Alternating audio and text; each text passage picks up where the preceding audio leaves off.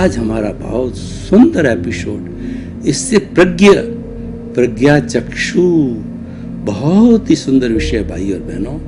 ये सुंदर विषय जो है स्थित प्रज्ञ बनने के लिए है और प्रज्ञा चक्षु बनने के लिए है। हम आपको थ्योरी और एक्शन दोनों बताएंगे कि स्थित प्रज्ञ और प्रज्ञा चक्षु किसे कहते हैं और वह अवस्था हम कैसे प्राप्त करें, दोनों ही बात बताएंगे।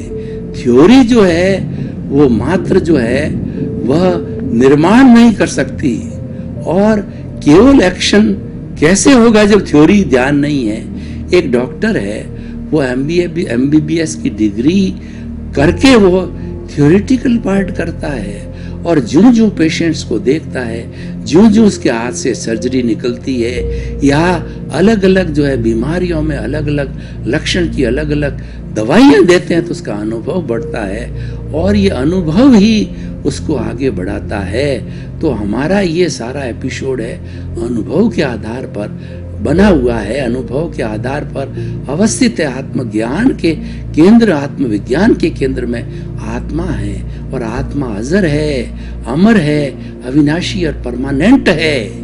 और आत्मा के अतिरिक्त जो है समस्त चीजें नाशवान है, जड़ मात्र नाशवान है। इसीलिए हमने ये सुंदर जो है आत्मविज्ञान कार्यक्रम लिया। ये आपको एक दृष्टि विज्ञान देता है, और वह दृष्टि विज्ञान क्या है कि आप स्थित प्रज्ञ बनिए।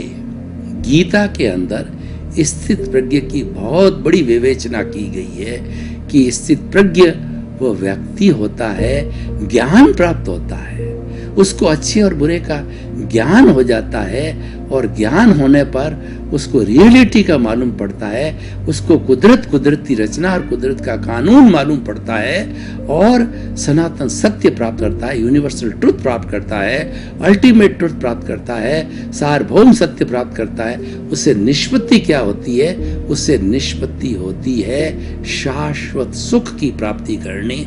वही हमारा ध्येय है, वही हमारा लक्ष्य है। तो अब देखिए, स्थित प्रज्ञ वह होता है जो कि लाभ हानि, अनुकूल प्रतिकूल, और जो है सम्मान तिरस्कार, दो जो ऑपोजिट ध्रुव है, धूप छांव, सर्दी गर्मी, दो ऑपोजिट ध्रुवों को एक समान समझता है। सुख दुख को एक समान समझने वाला स्थित प्रज्ञ होता है।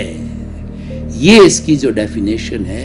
अब हम स्थित प्रज्ञ कैसे बने? स्थित प्रज्ञ बनने के लिए पहले हमको ज्ञान की प्राप्ति होना जरूरी है। ज्ञान की प्राप्ति होने से हमको स्वभाव और विभाव की प्राप्ति हो जाती है। स्वभाव हमारा चेतन तत्व है और जड़ तत्व हमारा विभाव है। जड़ है वो विनाशी है, और जो चेतन तत्व है वो अविनाशी है। चेतन तत्व है वो सच्चिदानंद है, सत का मतलब अविनाशी है, और चित्त का मतलब वो ज्ञान दर्शन वाला है।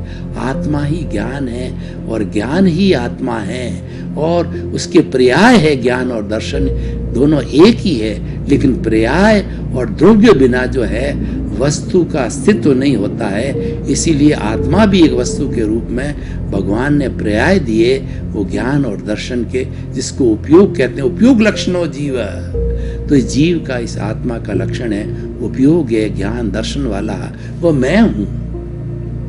स्थित प्रज्ञ होता है वो सबसे पहले खोज करता है कि मैं कौन हूं। वो अपने अस्तित्व को पता करता है। आखिर मेरा परमानेंट, कभी नहीं जाने वाला, शाश्वत, इटरनल जो है अस्तित्व क्या है? तो उसको ज्ञान मिलता है कि तुम शुद्ध आत्मा हो। शुद्ध आत्मा कैसी? जो ज्ञाता है, वो दृष्टा है, जो जानने वाली है, जो देखने वाली है, और उसके मुख्य 4 गुण, अनंत ज्ञान, अनंत दर्शन, अनंत शक्ति, अनंत सुख का धाम, उसके असंख्य गुण हैं। उसमें रमण करना, उसको याद करना, उसको याद करने में, उसकी माला फेरने में कई जन्म चले जाते हैं, क्योंकि ये तो अनंत ज्ञान का भंडार है। अनंत कहने के बाद कुछ बाकी रहता ही नहीं है। अनंत सुख है। जो सुख हम बाहर ढूंढते हैं वस्तु में सुख ढूंढते हैं, भोजन में, रोटी में, कपड़ा में, शिक्षा में, चिकित्सा के अंदर, और बाहरी चीजों में सुख देखते हैं, वो तो टेम्परेरी है, वो तो जड़ है, वो संयोग वियोग से जुड़ा हुआ है, वो प्रकृति के अधीन है, वह हमारे कुदरत की रचना, कुदरत के कानून के अधीन है, और हम उसको बदलने में पराधीन हैं।